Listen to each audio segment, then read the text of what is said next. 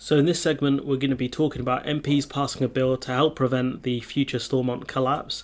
Also, we're going to be talking about the essentially the rest of Stormont trying to salvage this mess from the DUP. So it looked like the BBC actually had a lot more to this article, and I didn't actually realise. So there's more to talk about here, but essentially in this video, there's two different things we're going to be talking about, which is MPs passing a bill to help delay the collapse of Stormont, and also the MLAs in Stormont trying to salvage the situation and pass as much legislation as they can before a potential collapse.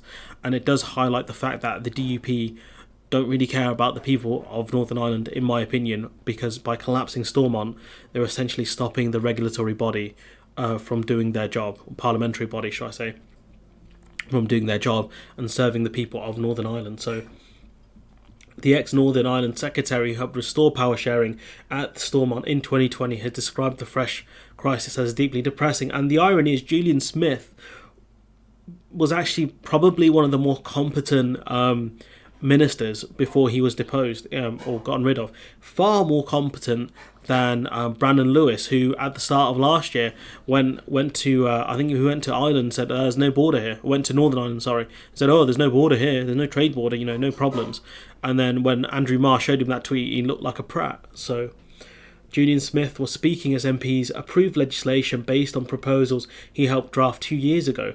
The bill helps protect the Assembly from future collapse, and the question is, why has this taken 2 years to get through Parliament? It's a bit weird. It removes the duty on the government to set a date for an election if the roles of First and Deputy First Minister are not replaced this week. So essentially, if there is no First and Second Minister, then Parliament, essentially there has to be a fresh election for a new mandate. And they try and get things going again. If not, direct rule could potentially happen where Westminster governs instead of Stormont. The bill also allows the Assembly to continue without an executive for at least 6 months, so there'll be elections in Stormont by then. Paul Given resigned as minister on Thursday at the time at the Northern Ireland Protocol. It triggered the collapse of the executive, but the legislation, which passed its final hurdle in the House of Commons, allows the Assembly to stay in place. So essentially the government doesn't want to go back to direct rule, so they're trying to keep Stormont open by passing new bills. The Northern Ireland Ministers' Elections and Petitions of Concern Bill, how catchy is that, could also come into play after the Assembly election in May if the parties fail to fill the posts of First and Deputy First Ministers. MPs approved a House of Lords amendment to the bill which allows it to be applied retrospectively. So the issue is that the two, the biggest Unionist party and the biggest Republican party, they have the first and second seats, first and second minister, depending on who does well in the elections. Obviously, if Sinn Féin win, they would be first minister, and potentially the DUP would be second minister. So if we look at some polling here. This is from ITV. This is from January. This is the most recent polling I've seen. It's a bit shocking that they haven't done more polling in Northern Ireland. But if there are more recent polls, feel free to comment them below.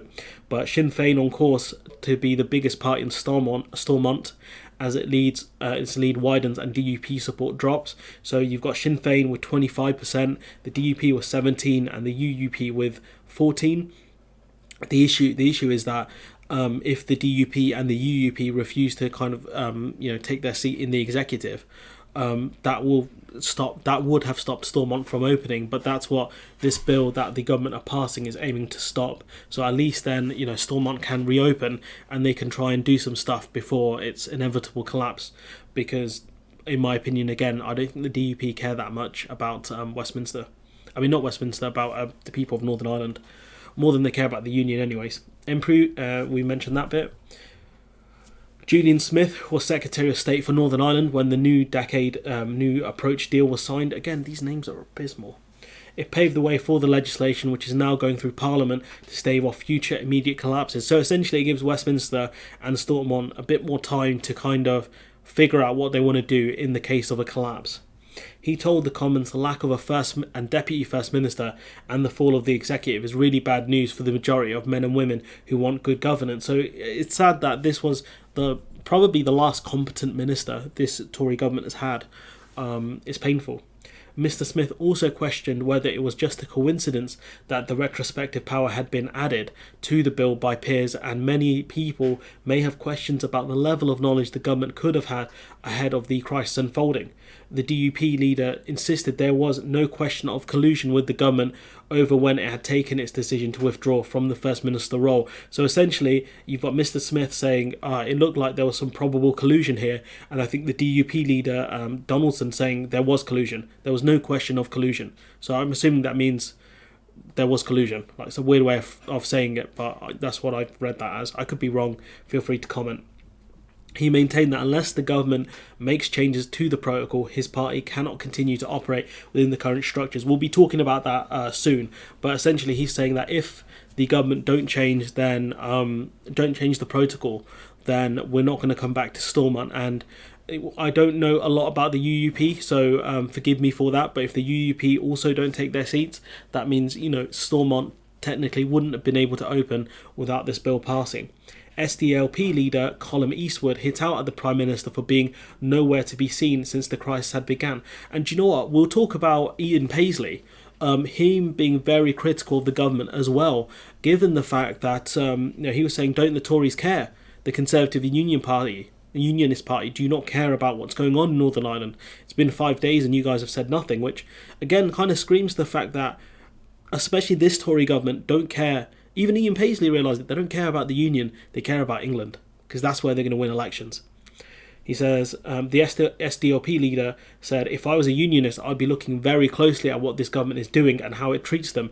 And the SDLP are, what's it called? There we go. A nationalist political party in Northern Ireland. So he's saying to the DUP, like, look how they're treating you, man. Do they really care about you?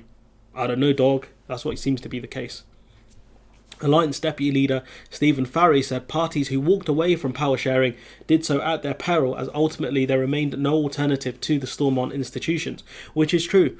That if the DUP still refused to go back to Stormont after elections and take up their position in the executive, that Stormont can't function, which is an indictment of the DUP really, that because they didn't get what they wanted, they say collapse the system. Northern Ireland Secretary Brendan Lewis was not present during the debate. I mean, again, how much does this government care? The Prime Minister hasn't said anything about it. Liz Truss is barely doing anything about it. You've got Brendan Lewis, who couldn't even be asked to turn up. You've got instead some junior, Colin Burns, responding for the government, saying he said the clear message to the DUP was that it should return to government immediately in the interest of stability, and the negotiations with the EU over the protocol would continue until a resolution is found. The issue is that the government, and we're going to actually be talking about this depending on how the scheduling is, because I need to get that video out quickly for time reasons. You're not going to get one because you keep saying stupid red lines. So that's kind of the first half of the video. This is kind of the second half, which is about the rest of Stormont parties really trying to do their jobs really and pass as much legislation as they can to help the people of Northern Ireland. So early on Monday, Sinn Féin Deputy Leader Michelle O'Neill, who lost her role as Deputy First Minister when Given stood down, which if the First Minister steps down, then the executive collapses essentially. I think it would be the same for the Second Minister as well. She urged Assembly members at Stormont to salvage what they could from the chaos of Mr Given's resignation, highlighting the public apology for victims of institutional abuse, which was to have been made by the First and Deputy First Ministers in March. Miss O'Neill added the DUP has caused real hurt and trauma. She's taking a lot of digs at the DUP because essentially she has every right to. They're the ones that have collapsed the democratic systems in Northern Ireland because they're upset. They want to cry. I'd tell them to cry more. Afterwards, she told the media she wanted to fast-track some pieces of legislation. However, there cannot be an agreement now on a draft budget, which, how is that going to impact the people of Northern Ireland, especially given the fact that the UK, the Westminster government, has cut subsidies to farmers in Northern Ireland as well. How is this going to impact them? The monies that should be allocated to the people in Northern Ireland could be given late, which will affect people a lot because people rely on these rely on this money. SDLP leader Nicola Mallon said her party would not be falling into the DUP's trap and accused them of instigating a manufactured, self-serving political crisis because the DUP are desperate. They have struggled in the polls and they need to win unionist support. That's why they've done this. they need to look like they're taking a strong stand against the Northern Ireland Protocol.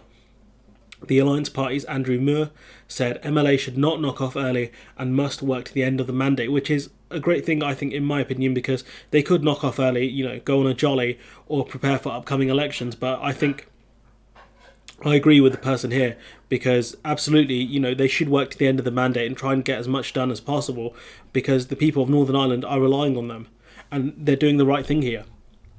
No executive to come back to. So this is the Edwin Poots saying he's not going to come back to Stormont, essentially, unless the protocol is changed. We'll talk about this more in a separate video. But you got Speaker Alex Maskey said it was his intention the Assembly passes as much legislation in the weeks ahead. He also said He also has had no contact with the Northern Ireland office about ending the Assembly mandate at an early stage. So essentially, they're going to try and run this as long as they can until the collapse happens. Sounds like I'm a Christian talking about the end of times, or I'm Joseph Seed, but yeah. That's kind of the situation at the moment. A bit more, so why did Given resign? Given said it will be difficult for his party to form a government after the upcoming elections if issues around the post-Brexit trading mechanism are not addressed. And again, the EU are doing their best to address these things, but the UK are putting up nonsensical demands. Without the two top positions being filled, the executive Northern Ireland's government can no longer meet. Under previous rules, the resignation of the First or Deputy First Minister would set in motion a 7-day countdown to renominate those roles, and if they are not nominated, essentially it signals the collapse of the executive. If candidates were not successfully renominated, the Northern Ireland Secretary would then be required to set a date for a fresh Assembly election, and the institutions would immediately collapse. And the thing is, the DUP, by doing this, don't realise that if Stormont did collapse, they would be triggering an early election and triggering their demise way quicker. So it's very interesting that they've done this. Is this how desperate the party are? Because by taking these actions, all they were potentially doing was triggering a faster election. Very strange, the DUP are. Very, very strange.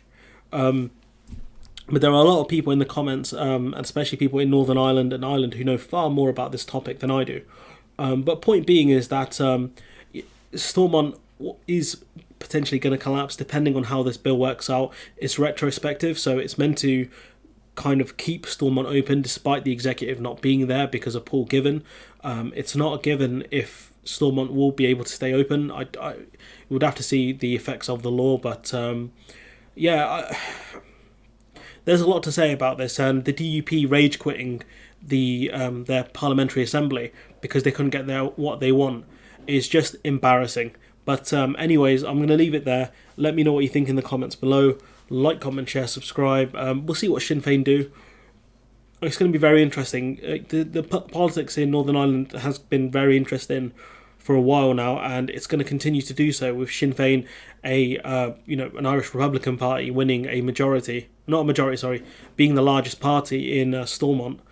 It's going to be very interesting. So anyways, let me know what you think in the comments below. Like, comment, share, subscribe. Support the channel on Patreon if you can, and hopefully I'll see you in the next one.